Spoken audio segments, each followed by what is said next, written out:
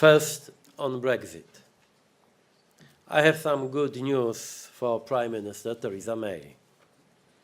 News that has been awaited in London, but also in all the other EU capitals. I have just recommended to our leaders that we welcome, in principle, the agreement on transition. In practice, the transition phase will allow to delay all the negative consequences of Brexit by another 21 months. It is important, not least to our people and businesses, to buy this time so that everyone is prepared for the real impact of Brexit. On Friday, leaders will also discuss how to conduct further negotiations in order to minimize the negative effect of Brexit on our citizens and businesses. In this context, we will adopt a first set of guidelines on the future EU-UK relationship. Secondly, on trade.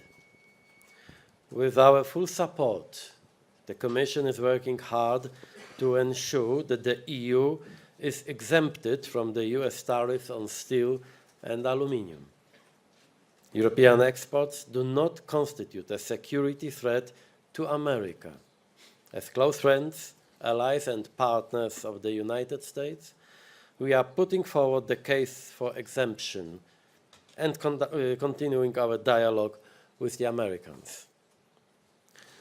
Last week, I appealed to President Trump for trade talks instead of trade war. I still hope for a positive reply from Washington. And here I am cautious optimist. Meanwhile, leaders will discuss how to respond to President Trump's overall approach to global trade, which could negatively affect jobs all over the world. If the United States turned protectionist for good, the whole world would have a big problem.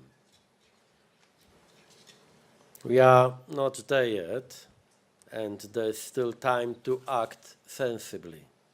In our view, we have to focus on multilateral solutions that will address unfair trading practices. We share the American concern about global overcapacity. In fact, we have been sharing it for years. This is why last year we agreed, together with the United States, China, and the other G20 partners, to sort it out together. If this work is not ambitious enough, and I agree that more could be done, let's discuss how to improve it. The aim is clear: to fix the problem of overcapacity at the global level this year.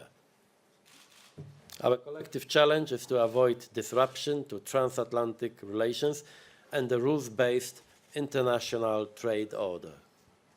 The stakes are very high. And finally, on Russia and the Salisbury attack. I have no doubt